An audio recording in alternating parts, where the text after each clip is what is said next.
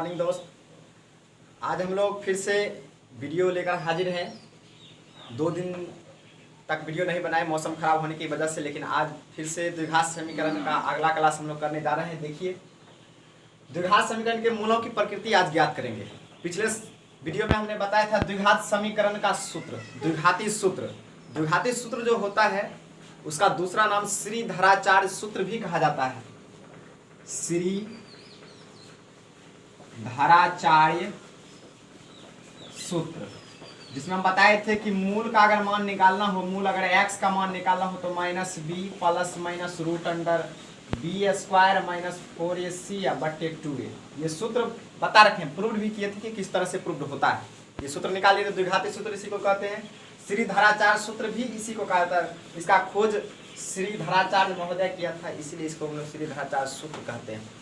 इससे पहले भी बताए थे कि b स्क्वायर माइनस 4ac को विवेचक कहा जाता है, विवेचक कहा जाता है। विवेचक का दूसरा नाम विविक्तर है, इंग्लिश में इसको डिस्क्रिमिनेंट कहा जाता है। अब जो देखेंगे इसी के आधार पर मूलों की प्रकृति, नेचर ऑफ रूट्स, मूलों की प्रकृति कैसे होगा। मूलों का प्रकृति मतलब है कि इसका मान निकाला जा सकता है या नहीं, वास्तविक है या अवास्तविक। अवास्तविक का दूसरा नाम काल्पनिक भी रह सकता है, आभासी। अब देखिए, मूलों का अस्तित्व है कि नहीं इसी के आधार पर पता चलेगा। अब देखते हैं। अब देखिए, प्रकृति ज्ञात करने के लिए सबसे मेन काम होता है ये निकालना। किसी भी द्विघात समीकरण में अगर दिया हुआ है ax square plus bx plus c बराबर 0 के फॉर्म में दिया हुआ है, तो सबसे पहला काम रहेगा आपको कि डिस्क्रिमिनेंट निकालना, यानी विविक्तर निकालना। विविक्तर से ही पता चलेगा कि मूल का प्रकृति है कैसा है तो कैसा है, वास्तविक है या आभासी है। तो याद रखिएगा, हमेशा वास्तविक होने की स्थिति में ही द्विघात समीकरण के मूल ज्ञात होते हैं। अवास्तविक होने की स्थिति में द्विघात समीकरण का मूल ज्ञात संभव नहीं है। हमने बताया था कि 10th तक जो हम लोग पढ़ते हैं कि वास्तविक संख्या का समुच्चय ही द्विघात समीकरण का मूल होता है। अब देखिए, प्रकृति के लिए सबसे पहला नियम हम अभी जानेंगे। अब देखिए, अगर मान लीजिए द्विघात समीकरण कुछ भी रहेगा तो पहला जो है, देखिए इसका नेचर निकालते हैं, नेचर ज्ञात करेंगे। यदि मान लीजिए कि यदि d ग्रेटर देन 0 अगर रहेगा, d ग्रेटर देन 0 मतलब कि d का मान 0 से बड़ा हो तो मूल वास्तविक और असमान होंगे। देख लीजिए, इसका मीनिंग समझिए। d का मान है, d का अर्थ ही समझना है। d का स्थान पर b स्क्वायर माइनस 4ac भी रख सकते हैं। इसको हम लोग ऐसे भी लिख सकते हैं, ऐसे देख लीजिए, मतलब कि d ग्रेटर देन 0 होता है, b square minus 4ac greater than 0 भी रह सकता है।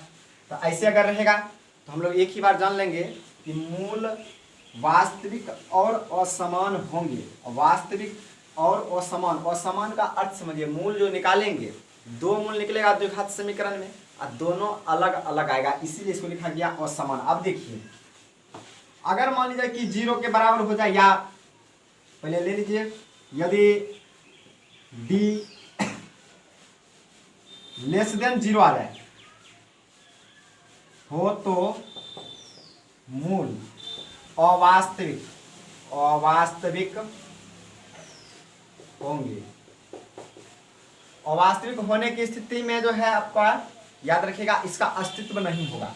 अस्तित्व नहीं होगा, क्यों नहीं अस्तित्व होगा? क्योंकि इसका मान जो निकालेंगे हम लोग वास्तविक संख्या का समुच्चय नहीं आएगा, अवास्तविक में आएगा। अवास्तविक बताई थी कि आपको 10th तक सिर्फ वास्तविक पढ़ना है। अब एक कंडीशन ऐसा भी आएगा, 0 भी हो सकता है। अब 0 आएगा तब क्या लिखिएगा, अगर मान लीजिए तीसरा कंडीशन में आ गया, यदि d इक्वल 0 हो तो मूल वास्तविक और समान होंगे। ये देखिए, अब यहाँ जो है आपको यदि d बराबर 0 मतलब कि d का अर्थ समझना है b स्क्वायर माइनस 4ac, विवेचक का मान यदि 0 हो जाए तो मूल जो है वास्तविक होगा और समान होगा। समान का मतलब 2 आंसर आएगा, दोनों बराबर बराबर ही आएगा। याद रखिएगा ये 3 कंडीशन। अब इसको हम लोग आगे बताएंगे कि इस पर किस तरह से पता करेंगे कि किसी भी द्विघात समीकरण का मूल जो है अस्तित्व में है और कब अस्तित्व में नहीं है। अगर अस्तित्व में है तो उसका मान ज्ञात करेंगे, अगर अस्तित्व में नहीं रहता है तो उसका मान ज्ञात नहीं किया जा सकता है। आप देखते हैं अगले। अब देखिए कभी कभी ना आपको एग्जाम में d ग्रेटर देन इक्वल 0 एक ही साथ पूछ देगा। याद रखिए इसको ना दो तरह से लिखा जा सकता है, दो तरह का है, इसका मीनिंग समझना है आपको। एक बार d ग्रेटर देन 0 और एक बार d इक्वल 0। अब दोनों को जब मिला देते हैं ना एक ही बार d ग्रेटर देन इक्वल 0। अगर ऐसा हो तो याद कीजिए, अभी तुरंत बताए थे क्या, अगर 0 से बड़ा हो तो भी 0 के बराबर हो तो भी किसका मान, d का मान। तो दोनों स्थिति में मूल वास्तविक होते हैं और मूल वास्तविक जैसे ही होगा तो मूल वास्तविक होने की स्थिति में मूलों का अस्तित्व भी होगा। अस्तित्व जिसका होगा उसका हम लोग मूल भी ज्ञात कर सकते हैं। कोई भी द्विघात समीकरण रहेगा जिसका वास्तविक या अस्तित्व में हो तो उसी का हम लोग मूल आसानी से ज्ञात कर सकते हैं। अब देखिए इसमें यह हो गया, तो इस स्थिति में याद रखिएगा वास्तविक मूल होते हैं। अब ध्यान रखिएगा वास्तविक होते हैं। अब अलग अलग अगर पूछेगा तो इसमें हो गया कि असमान, इसमें याद रखना है असमान, इसमें याद रखना है समान या बराबर। याद रखिएगा d ग्रेटर देन इक्वल 0 अगर रहेगा डायरेक्ट, अगर मान लीजिए क्वेश्चन में आ गया अलग अलग नहीं आकर के, हम तो अलग अलग करके बताए हैं, लेकिन अगर आपको परीक्षा में सिर्फ आ गया कि यदि d ग्रेटर देन इक्वल 0 हो तो मूल का अस्तित्व कैसा होगा या मूलों का प्रकृति कैसा होगा, वास्तविक होगा अवास्तविक होगा, वास्तविक और अवास्तविक दोनों होगा, इनमें से कोई नहीं। याद रखिएगा अगर ऐसा हो तो वास्तविक, अगर लेस देन 0 आ जाता है, अगर मान लीजिए लेस देन 0 का मतलब क्या, ऋणात्मक, माइनस में आ गया, जैसे ही माइनस में आएगा तो मूलों का जो है आपको प्रकृति अवास्तविक हो जाता है, काल्पनिक हो जाता है। ऐसे स्थिति में हम क्या करते हैं, मूलों का अस्तित्व नहीं समझते हैं और उसको हम लोग नहीं ज्ञात करते हैं। अब हम इस पर एक दो एग्जाम्पल लेकर बताते हैं कि किस तरह से हम लोग पहचानेंगे कि मूल का जो है प्रकृति अस्तित्व में है या नहीं है, किस तरह से जो है आप पहचानिएगा कि मूल वास्तविक है या अवास्तविक है। अब हम एक एग्जाम्पल लिए, द्विघात समीकरण 2x² minus 7x minus 4 equal to 0 के मूलों का प्रकृति ज्ञात करें। आप देखिए प्रकृति ज्ञात करते हैं, कैसे प्रकृति ज्ञात कीजिएगा।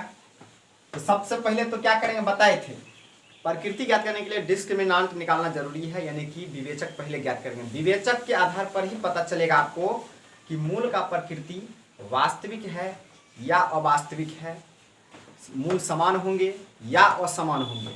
अब देखिए, अब आपको सबसे पहले तो ABC पहचानने के लिए जान लीजिए, वैसे बता रखे हैं x² का जो कोफिशिएंट होता है, x² गुणांक है 2, तो इसका मतलब a बराबर 2, b बराबर हो जाएगा -7। या देखिएगा माइनस रहे तो माइनस देना पड़ेगा, प्लस लिखिए या नहीं लिखिए, c इक्वल हो जाएगा -4।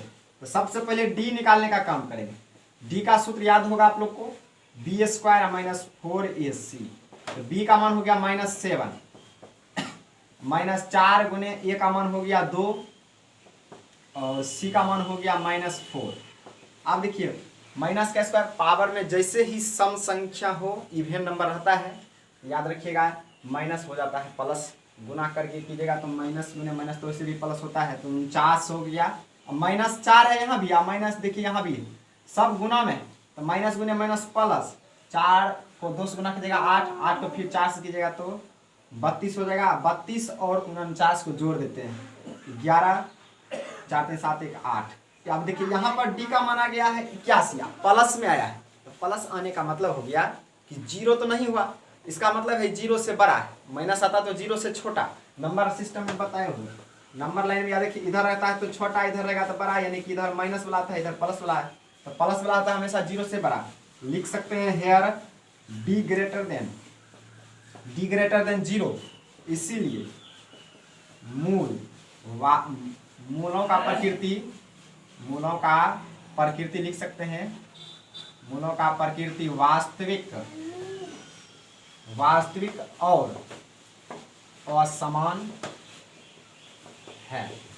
अपना भाषा में लिख सकते हैं, जरूरी नहीं जैसे हम लिख रहे हैं वही सही है, तुम लोग अपना भाषा में भी लिख सकते हो कि कैसे कि मूल का प्रकृति, या डायरेक्ट लिख सकते हैं मूल जो है मूलों का अस्तित्व है, इसीलिए मूलों का प्रकृति वास्तविक और असमान है। अब इसी वास्तविक और असमान इसलिए लिखे हैं कि बराबर में जीरो नहीं आया है, जीरो से बड़ा आया है। जीरो से बड़ा जैसे ही होगा याद रखना है कि वास्तविक और असमान। अगर जीरो आता तब क्या लिखते हैं, वास्तविक और समान यहाँ लिख देते हैं जीरो आने पर, लेकिन जीरो नहीं आया है। हम लोगों ने देखा किस तरह से हम लोग मूलों का प्रकृति ज्ञात किया। अब हम लोग नेक्स्ट एग्जाम्पल लेते हैं। अब देखिए नेक्स्ट एग्जांपल ये है x square minus 4x plus 4 equal 0। सबसे पहले डी ज्ञात कीजिए, B square minus 4ac। B का मान देखिए -4 है तो -4 का स्क्वायर माइनस 4 गुने ए का मान हो गया कितना 1, क्योंकि एक्स स्क्वायर के बगल में अगर कोई भी गुणांक नहीं हो, स्पष्ट नहीं प्रतीत होता तो समझिए 1 लिख देंगे, तो 1 हो गया इसका। और इनटू सी का मान देखिए 4, ये भी सी पहचानने के लिए बता रखे हैं। ये हो गया 16, 4 का स्क्वायर 16। अब यार पावर में 2 है, सम संख्या तो माइनस हो जाएगा प्लस, माइनस 4 को 4 से गुना कीजिएगा 16 ही आ जाएगा 0। आप देखिए d बराबर क्या हो गया 0। अब अगर भाषा में लिखना हो हेयर d इक्वल 0, इसीलिए मूल वास्तविक और समान होंगे। देख लीजिए आ गया। 0 रहेगा तो समझिए कि वास्तविक और समान निश्चित रूप से लिखना है। याद रखिएगा एक बात कि वास्तविक होने की स्थिति में ही मूलों का अस्तित्व होता है। अगर वास्तविक नहीं है तो मूलों का अस्तित्व नहीं होता है। आपका एक्सरसाइज जब देखिएगा पढ़िएगा एक्सरसाइज में आप पहले लिखा हुआ रहेगा कि सबसे पहले बताइए कि निम्नलिखित द्विघात समीकरण में किस द्विघात समीकरण का मूल अस्तित्व में है और किसका नहीं है। यदि अस्तित्व में है तो उनको ज्ञात करें।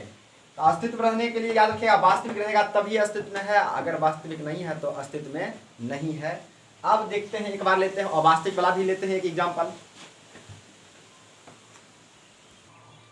अब देखिए इस एग्जांपल में पहले डी निकाल लीजिएगा, तो -3 का स्क्वायर माइनस 4 इंटू ए लीजिएगा तो 2 इंटू सी लीजिएगा तो 4, ये 9 हो गया माइनस 32, घटाइएगा इसको 3 2। अब देखिए यहाँ जो है आपको d निकाले हैं, बी स्क्वायर यानी बी -3 का स्क्वायर माइनस 4ac, ये 4 सूत्र में ही होता है। कैसे आता है बताए थे, 2 गुने 4 कैसे, तो ए और ये सी आ गया माइनस में। अब देखिए d जो है ना माइनस में आ गया, यहाँ माइनस देखिए d माइनस में आ गया, तो लिख देंगे यहाँ जो है हेयर d लेस देन 0। जैसे ही माइनस वाला कोई भी संख्या हो तो वो 0 से छोटा ही होता है, इसीलिए मूल अवास्तविक मूलों की प्रकृति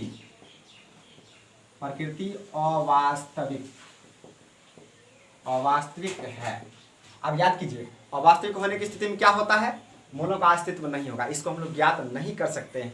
इसीलिए हम लोग मूल की प्रकृति यहाँ लिख देंगे अवास्तविक है। अगर मूल निकालने के लिए बोलेगा तो इसको हम लिख देंगे मूलों का अस्तित्व संभव नहीं है, यानी कि अस्तित्व में है। तो आज हम लोगों ने देखा द्विघात समीकरण के मूलों की प्रकृति किस तरह से। तो सबसे पहले याद रखिएगा डी का फॉर्मूला याद रहेगा, यानी कि विविधता निकालिएगा बी स्क्वायर माइनस 4ac, तब जाकर ही आप मूल ज्ञात कर सकते हैं, नहीं तो नहीं। और प्रकृति भी ज्ञात करने के लिए डी जरूरी है। द्विघाती सूत्र में भी इसका आवश्यक होता है, तो द्विघाती सूत्र पढ़ा दिए हैं, पीछे पूर्ण वर्ग बनाने की विधि भी पढ़ा दी है, गुणनखंड विधि भी पढ़ा दिए हैं। अब हम लोग बारी बारी से एक्सरसाइज का काम करेंगे नेक्स्ट डे से। आज की वीडियो में हम लोग यहीं तक देखेंगे और यहाँ से आगे एक्सरसाइज का काम करते हुए कल से हम लोग बारी बारी से क्लास 10th का द्विघात समीकरण का एक्सरसाइज के बारे में बताते चलेंगे। जो कठिन प्रश्न रहेगा उसी को हम लोग सिर्फ सॉल्व करेंगे, आसान वाला को छोड़ते जाएंगे। आज का वीडियो बस यहीं तक। इस वीडियो को अधिक से अधिक शेयर कीजिए, लाइक कीजिए, ताकि लाइव होने के लिए जो 1000 सब्सक्राइबर चाहिए वो जल्दी से पूरा कर दें।